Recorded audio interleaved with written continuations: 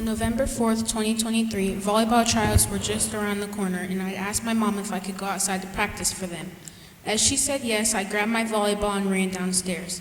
At first, everything was great, and I was just finishing up a TikTok.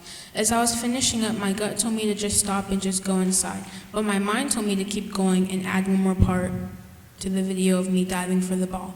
And of course, I went with my mind and decided to make one more clip. As I was diving for the ball, my legs bent in a very abnormal way.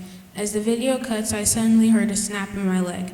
At first, I didn't think anything of it, so I got up and tried to walk, but after a few steps, I fell right to the ground. That's when I realized it wasn't just a sprain. I then started screaming for my mom in pain, hoping that she would hear me, and like always, she did. On the way to the hospital, I was screaming the whole time. As we got there, it took about 10 minutes before I was actually treated by someone.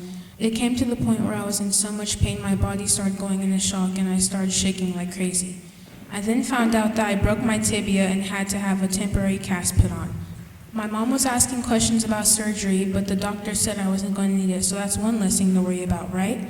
Or so I thought. A few days have gone by, and I've been sleeping on the couch because it hurts too much to go upstairs, not eating because I don't have an appetite, and just overall thinking about how different my life is now. The next day, we went to a surgeon just to talk about the injury and what was going to happen. He then brings up surgery. My biggest fear was getting surgery, and that's exactly what I needed. I suddenly froze as tears flowed down my face, and I started to overthink about everything that has happened over these past few days. Why me? What did I do to deserve this type of pain? I asked myself. Fast forward a few days, the surgery ended up going really well. I got my cast on and received cards from my friends from school, which actually made me really happy.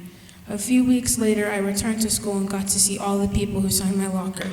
I was very happy to see all my friends and hug them all.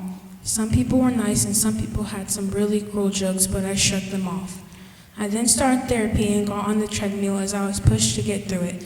Therapy definitely paid off as I'm here today, stronger than ever in sports, running faster, and being the best version of myself. So remember, the bad things that happen to you in life can benefit you.